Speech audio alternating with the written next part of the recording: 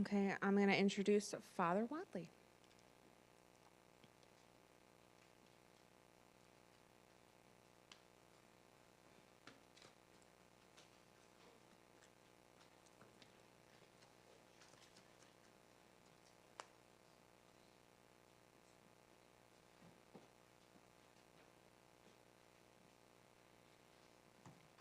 Well, good afternoon, everyone.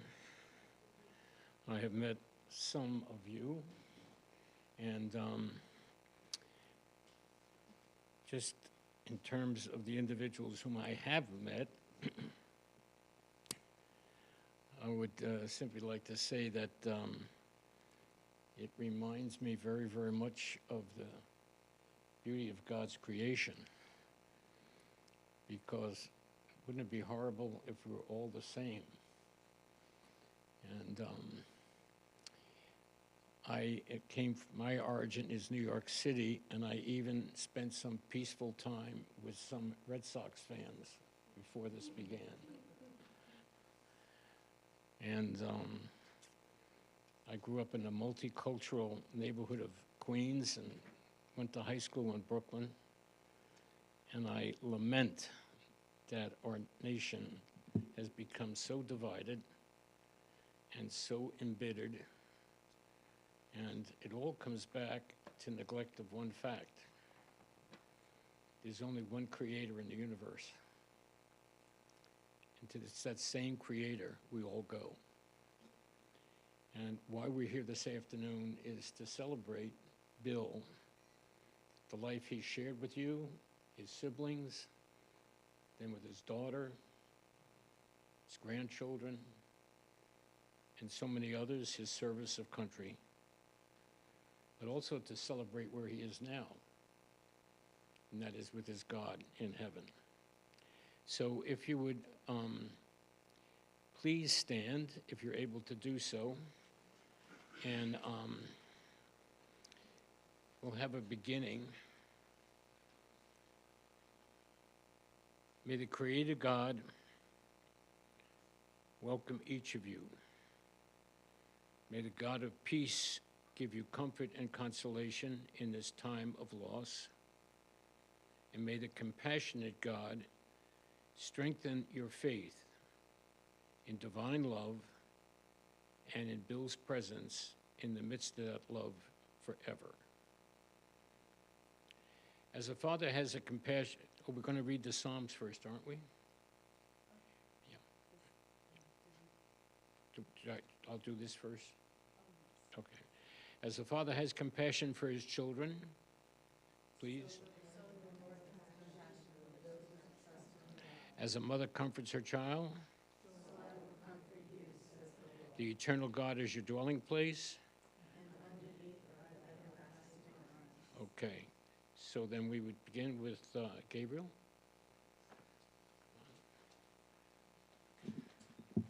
Hold on, let me pull this mic down for you. Hold on, just wait a second.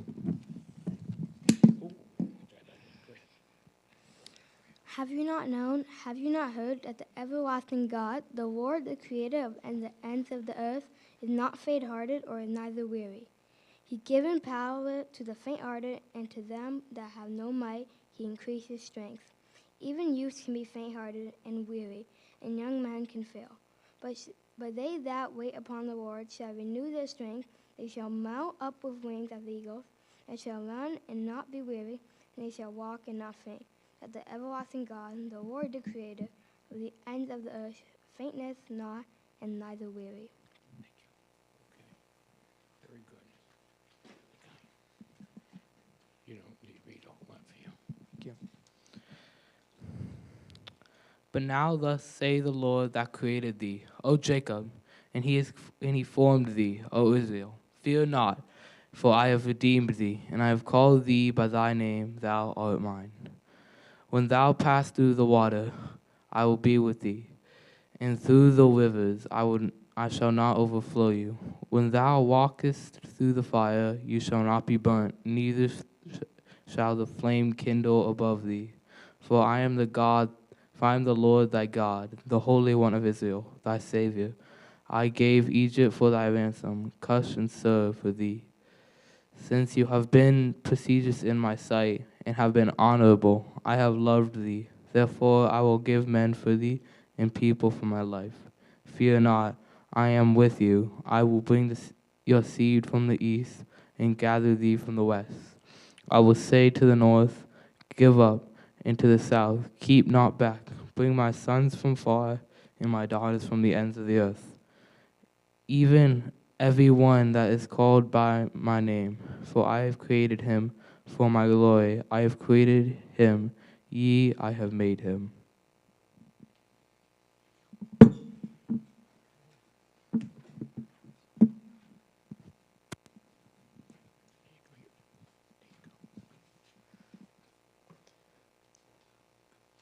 From Psalm 23. The Lord is my shepherd, I shall not want. He maketh me to rest in green pasture, and he leadeth me by the still waters. He restoreth my soul, and leadeth me in the paths of righteousness for his name's sake.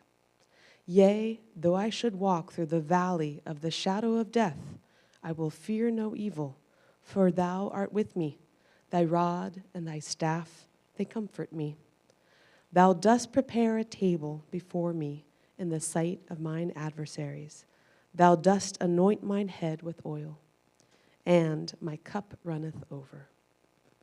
Doubtless kindness and mercy shall follow me all the days of my life, and I shall remain a long season in the house of the Lord.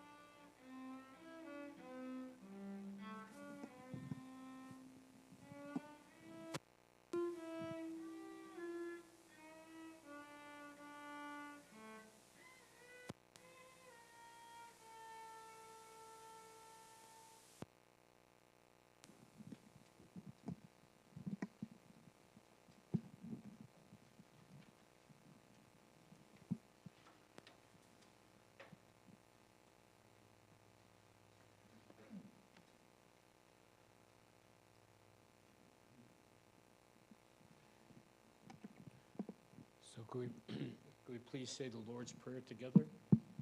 Our Father, who art in heaven, hallowed be thy name. Thy kingdom come, thy will be done, on earth as it is in heaven.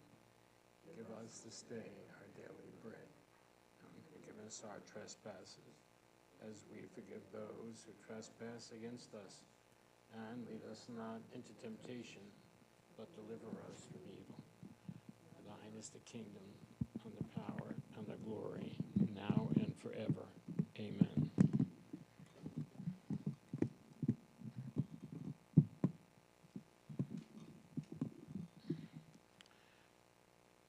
Just a closing word on behalf of Bill. Before we go our separate ways and take leave of our brother Bill, May this farewell express our sincere affection for him. May it also ease our sadness and strengthen our hope. One day we believe we shall joyfully greet him again, when the love of God, which conquers all things, destroys even death itself forever. Eternal rest grant unto Bill, O Lord, and let perpetual light shine upon him. May he rest in peace, and may his soul and the souls of all the faithful departed, through the mercy of God, rest in peace. Amen.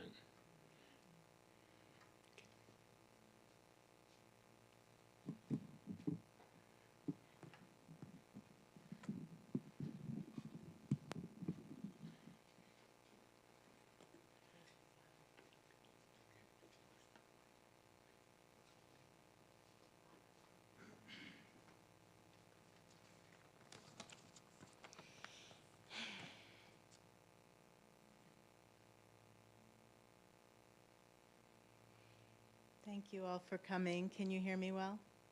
Okay. It means the world to us that we are gathered here together and that you all came to give thanks and celebrate the life of my father, William John Gianci, known to many as Bill. With today's holiday, October being Italian American Heritage Month, and the fact that Dad loved to confuse people around him by saying colorful Sicilian phrases under his breath, I have included some of these Sicilian phrases in this eulogy. So, Amonini, let's go on a tour of Dad's magnificent and full life. As you can see from the program and the photos, my dad loved horses. This was born from him growing up literally across the street from Suffolk Downs Thoroughbred Racetrack in Beachmont, Revere, Massachusetts, with his two brothers, Anthony and Bob, and Marie, who's joining us virtually, and his sister Marie.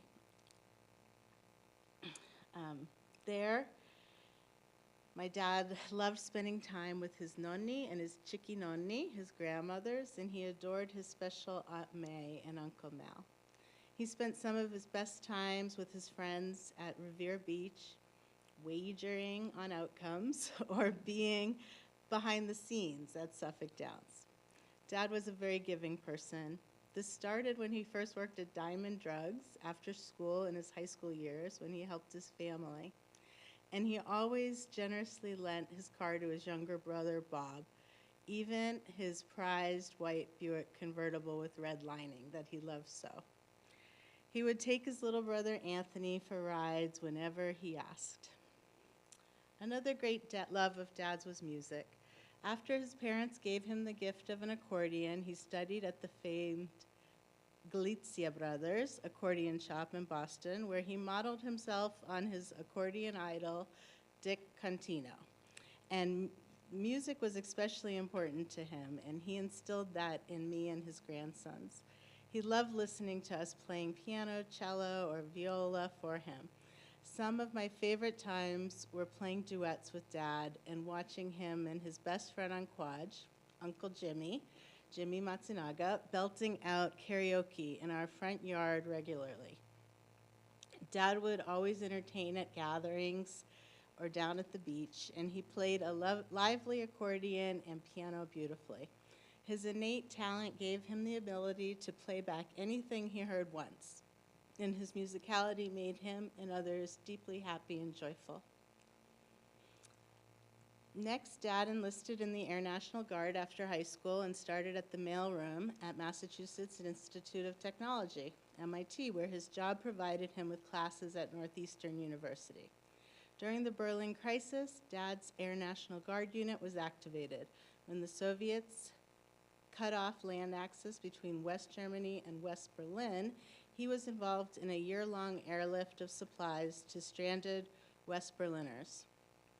After the crisis subsided, Dad's best friend, Rosso Hanley, a football player with the Patriots, shipped a fancy car over to Europe, and Dad and he charmed their way through Europe in amazing venues with many beautiful people. He loved telling those stories.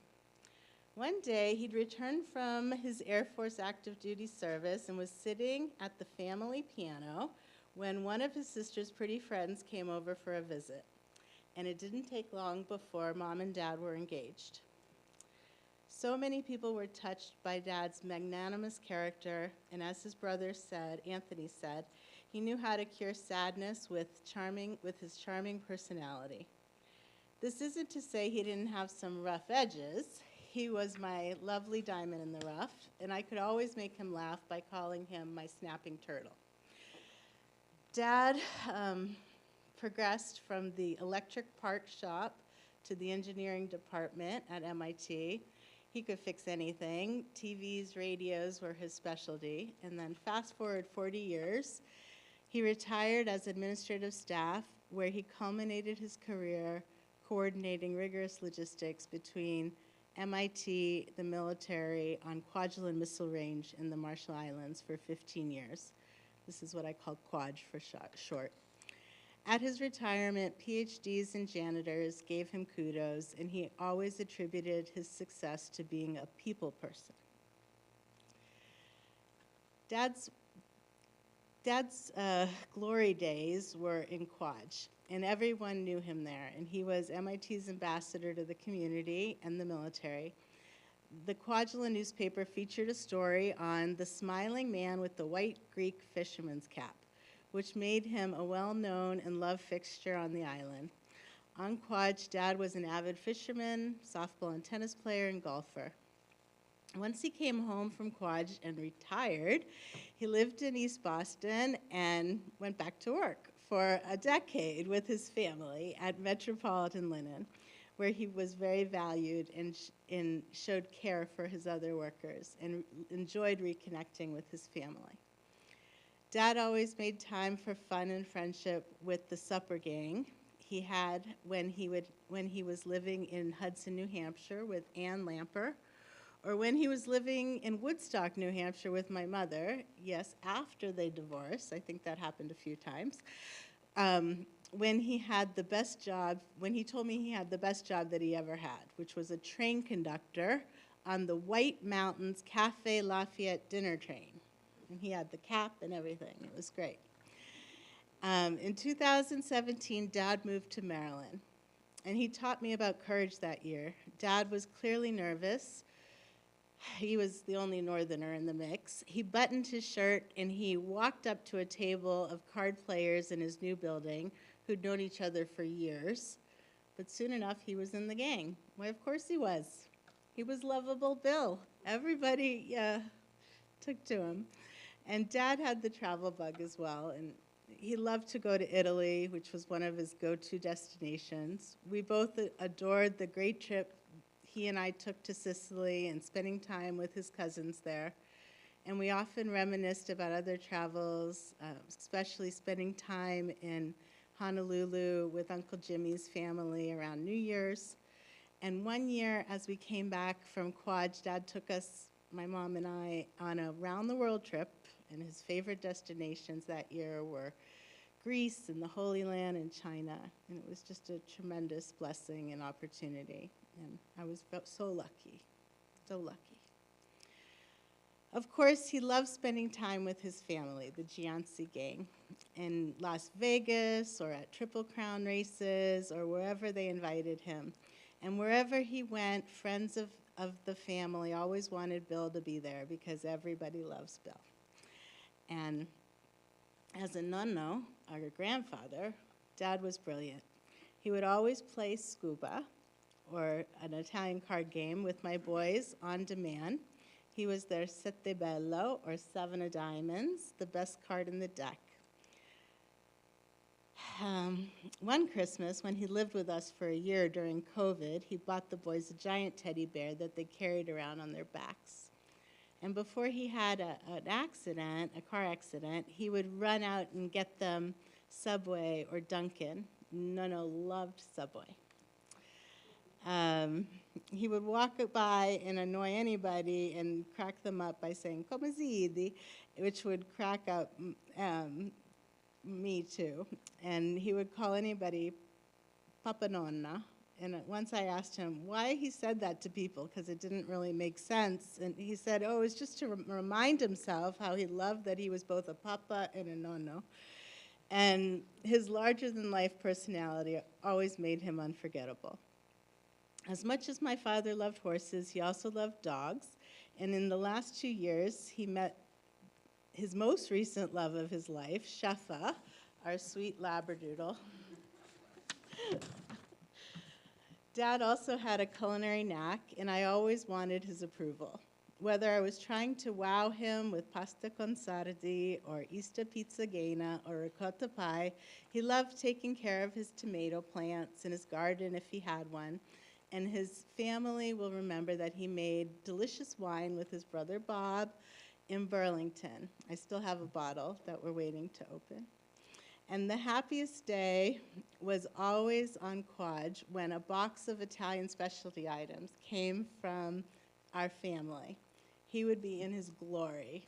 Antipasta's here. I can hear him now with it. And he loved making food for people, especially garlic hummus, which was a Middle Eastern dish but became a staple in our home. And the last time we cooked together, we made stuffed artichokes and other items for what we loved. He loved the Feast of the Seven Fishes on Christmas Eve.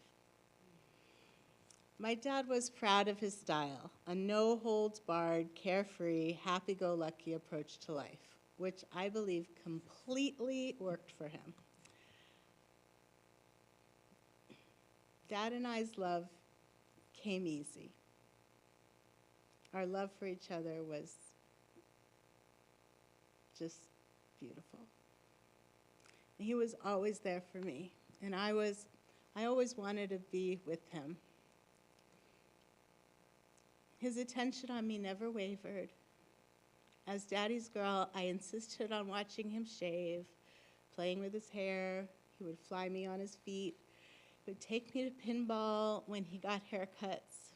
And we went to shows, carnivals, and circuses, just he and I. He built me Quad's only gymnastics set on our patio and a huge dollhouse extraordinaire. He stuck countless stars on my forehead when I got good grades and was the best cheerleader a daughter could ask for my whole life. That's what I'll miss. And he said that one of his happiest moments was watching me ride beautiful horses in Germany's Black Forest when we visited there together.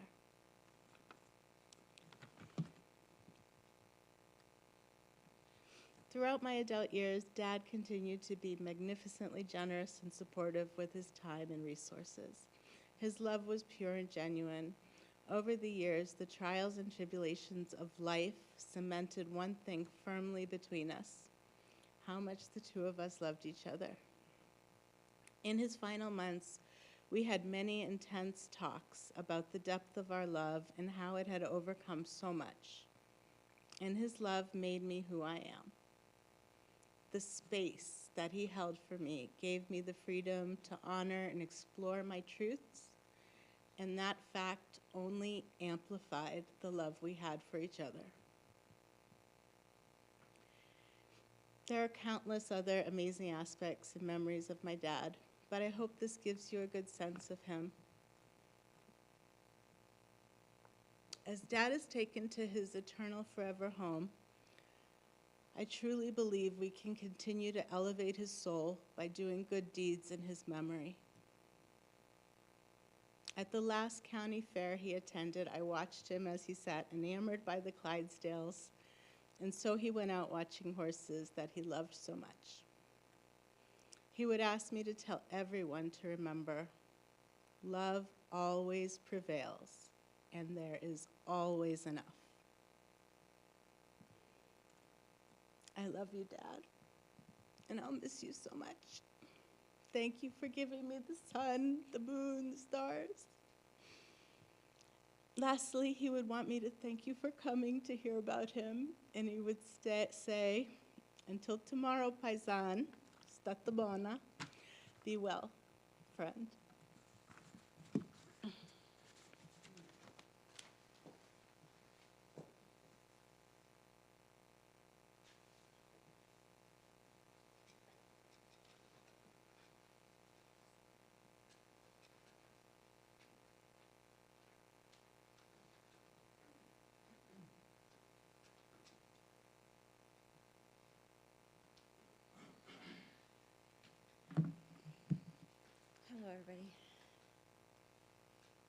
Those are beautiful words. For those that don't know me, I am Christine. I am Tiana's cousin. Can everybody hear me? No, I'm sorry.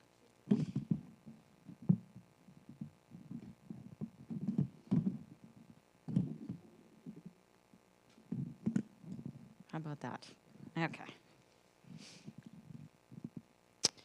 I have a poem here for a parent. Move in front of the line, a voice says, and suddenly there is nobody left standing between you and the world to take the first blows on their shoulders. This is the place in books where part one ends and part two begins. There is no part three. The slate is wiped, not clean like a canvas, painted over in white, so that a whole new landscape must be started. Bits of old still showing underneath, those colored, saddened lens to a certain hour of evening. Now in the line of light, at the horizon, and the hinge between earth and heaven, only visible for a few moments as the sun drops its wristed padlock into place.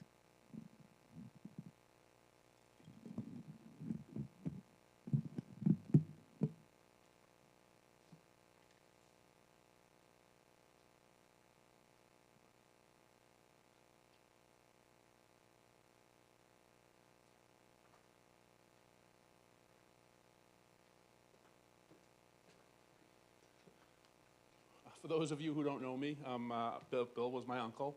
I'm Anthony's youngest son, and I had fortunate to have a great relationship with my uncle.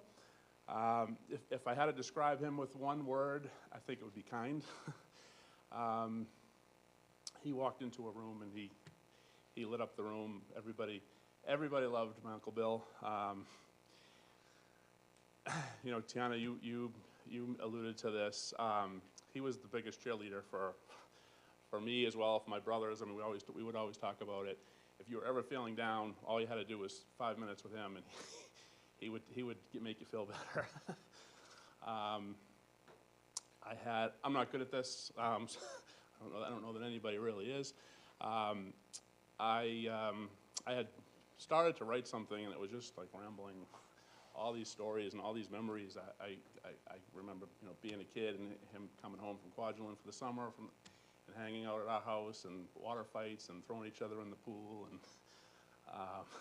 all that stuff. And then, you know, fast forward later on, when he came to work for us, the memories we have of times with Uncle Bill was just incredible. I mean, I don't know what to say. I don't have specific stories to share, and some of the stories I can't share, but I mean, just so funny. I mean, just talking to my father for the last couple of days, and we just think of all these, you know, story after story. I guess I could share one that was kind of funny that comes to mind, and I guess it just speaks to how kind he is. One day he was pulling out of the gas station, getting gas, and he was so excited to thank the person who stopped to let him go that he sideswiped the parked car. And to hear him come back and tell the story, he's like, "You're not going to believe it." Like, it was just hilarious. Like, Bill, what happened to your car? And the only other time I can think of Bill not being so kind is if you ever made the mistake and called him Billy. And we never really got to the bottom of it. I don't know why that was such an issue, but he did not like being called Billy. Uncle Bill, I love you and miss you. Thank you.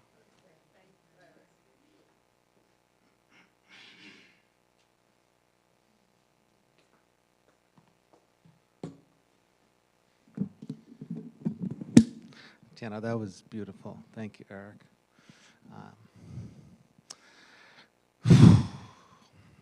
I had to follow taps, didn't I, on the guitar? I just couldn't. Well, there was something about nonno. We gather here for a man who goes by many names. The all-encompassing Bill. When we were in the North End or somewhere, it might have been East Boston, some of the paisans called him Billy, and I said, Billy, who's this? Dad, and of course, nonno. And he really made a difference in your lives, Nakai and Gabriel. And it's something that you're really lucky to have had him in your life, and we all are. Eric put it really, really well. He had such charisma. He could light up a whole room, and he always had a nice thing to say. But don't get under his skin. And he was he had tough armor, but you could tell that there was something inside that he had such a soft heart. And when he lived with us for that 13 months or so, and Tiana, it was a really perfect move getting him out of the nursing home at the height of COVID. Well, we really got to know him well. It wasn't just visiting family and being in one of those, a house, and it was just more of a party. We really got to know him. And I'll never forget, he was in our in-law suite, and him coming up the stair glider and getting in his walker and walking to the table. He had his own spot there, and his chair was the 40-year MIT chair, which we still have to that, and we still have it. We're going to get it restored because it really took a beating, him getting in and out of that. I mean, there's so many stories. I really take a lot from how he went about his life. It wasn't complex, but complexity and simplicity are just words. It's how he affected us. I was telling a number of you that I assembled the slide deck for today. Well, that just touches just the surface of who he was, how he touched others. And a lot of the pictures didn't make the cut because, you don't want to have 1,000 pictures, but we could have put 1,000 pictures up here. This is over at the prime rib. Of course, this is from the wedding. I wonder where this one is coming from. He just had, I know. He just had something about him that is tough to really encapsulate. Nonno was a person that affected us so much. I do want to mention a couple things. If you took a look at the yearbook, this was very telling. This is the only thing I'll actually read here. William Gianci, musician, and then it says June 24th for his birthday. Bill, excellent musician, should make his millions at the horses. This is what I felt was especially interesting. Bashful, but beware. Sociable, eat, drink, and be merry. And he was in the Glee Club, apparently, in his freshman and junior year. And this was especially telling. He was in the debate club, apparently, a couple years. So he learned well, and he had a lot of practice. So I felt that was especially poignant. There's a few remembrances from when we would go pick him up at the nursing home. Okay, we would drive there. It was about an hour and a half south of where we lived. And now those rural rides down south are going to be synonymous with us thinking about nonno. It didn't matter whether we called the nursing staff and let them know 3 hours in advance that we were going to be there in roughly about an hour and a half to 2 hours. he was so happy to see us. It was as if he hadn't seen us in a year. And yeah, right. And so much so that nearly every single time that I would go, I would take a video and I would approach him with my video, and he had the biggest smile, whatever version of dentures that he had at the time. It was just the biggest smile. He's like, "Oh, Paul or Tiana." It was just as if it was the first time he saw you, and it was just, he really, really made you feel like $1,000,000. I mean, there's 1,000 stories. You're so right. There's 1,000 stories that we could tell, and it's like here all day. And it's just the remembrance of him that I find like so poignant. His musicality. He played the piano all the time. We have a picture on one of these slides where he's playing a piano in like a bib or something in his apron, and he just loved it. And you know, he gave us so many gifts, and you two, Tiana, were fiercely loyal to each other. You made it all happen. He made it happen for you, and in the end, you made it happen for him. You galvanized the relationship with the boys, made sure that he was part of their life, and vice versa, and I thank you for that. That is something that we'll never forget, and it was a real gift. And for you all to be here, it's something that it's really notable that you've made the effort to come and remember him, and we'll have a lot of great memories of him. So thank you again.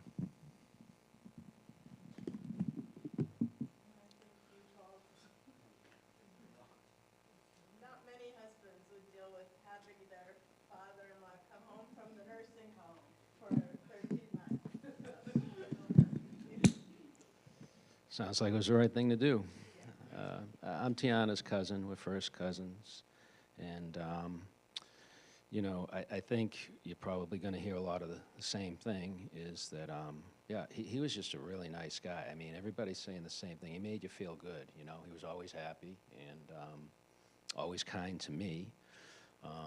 You know, there's one picture of their old house in Burlington, the inside and the basement. I'm like, yeah, that looks exactly like that. So I spent Christmas Eve there one night with the 7 fishes, and it was so long ago that I thought I saw Santa's sleigh out of my bedroom window that night. But, you know, I remember specifically, he had a pretty big shop down there, you know, and he had tons of TVs and stereos, and he was just fixing it all for everybody. I mean, he was a pretty cool guy, yeah.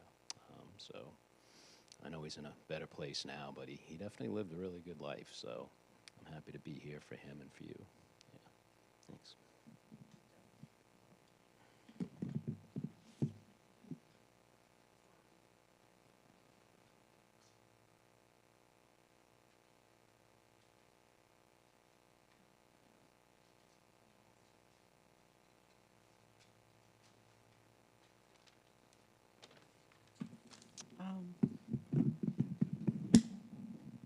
Hello.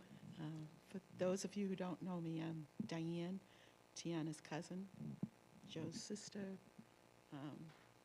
Her mom was my mother's sister, Aunt Ann. Uncle Bill has been in my life forever. I first met him when I was probably 5 or 6, and I'm close to 70. I'm going to give you the perspective of Uncle Bill from a child's point of view, okay? 5 or 6 years old, way back, 1961, say? All right. So when he first comes into a house, or just something he says all the time with a lot of feeling and energy, ba-ba, ba-ba, nobody knows what it means. Nobody knows if it's a P-A-P-A or a B-A-B-A. He says it all the time. And his eyes are twinkling, and he's smiling. And he'll come into a house, and Auntie Ree told me this, because I forgot this. He'd come into the Bedford home, the back door by the kitchen, and he would come into the house, and he'd look around and say, good evening, hello, hello, hello. And his eyes would go to everybody, and he would go like this with his hands, like that. I forgot that. But all of these expressions, his eyes, his voice, and his hands, it all amounts to him just being happy to see people, making you feel good. This is Uncle Bill. I was 5 years old. I remember meeting him because he's a force, okay? He was a force. So one of the words that comes to me when I think of him, the word that came to me was gusto. So I looked up the word gusto today on the plane in Webster's dictionary on my iPhone. And gusto means, let me see if I can get this right, with enthusiasm, something said with enthusiasm and vigorous enjoyment or appreciation.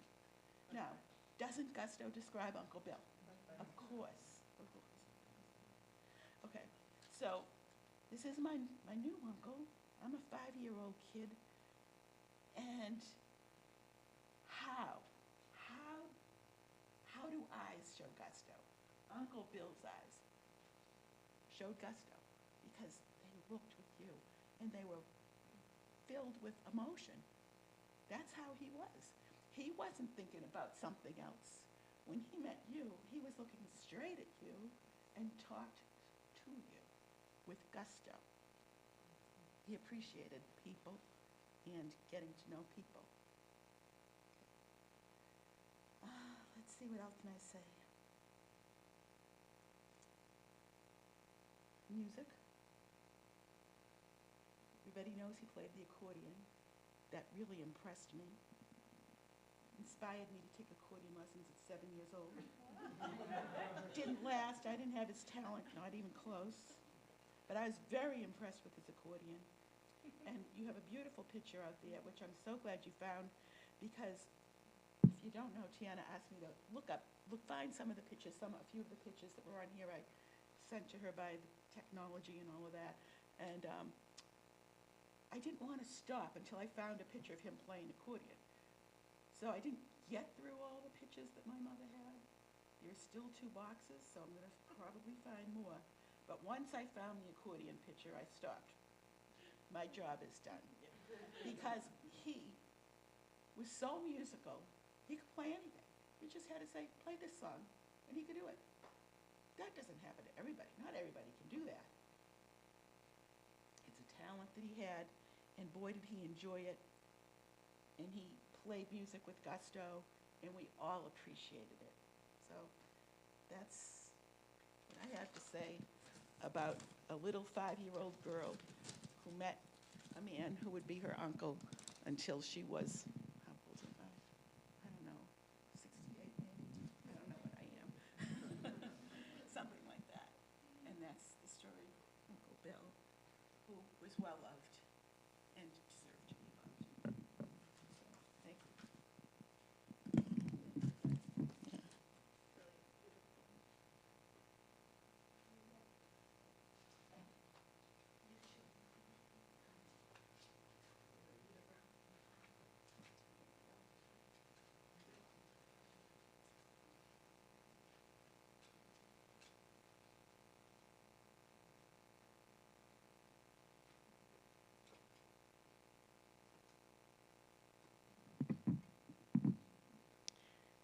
So my name's Denise Kumba Piazza, and I'm Tiana's cousin as well.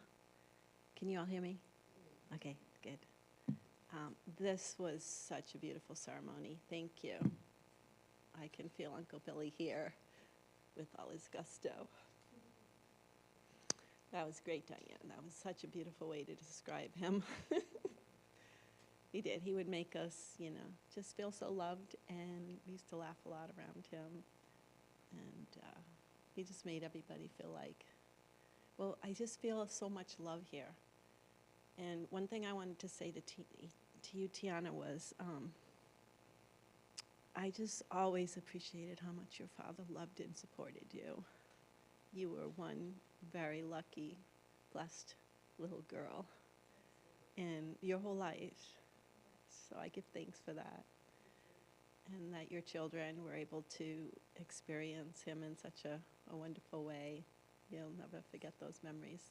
They help make you who you all are. And again, Paul, for just being the best husband in the world, to be able to, do what's necessary to do to have a family and give love. And I see that in your family. So it's wonderful to be here. I want to just read a short little poem, and I believe that will be the closing. And this is just a sweet little poem, says a lot, even though it's a few words. In many houses all at once, I see my mother and father, and they are young as they walk in. Why should my tears come to see them laughing? That they cannot see me is no matter. I was once their dream, and now they are mine.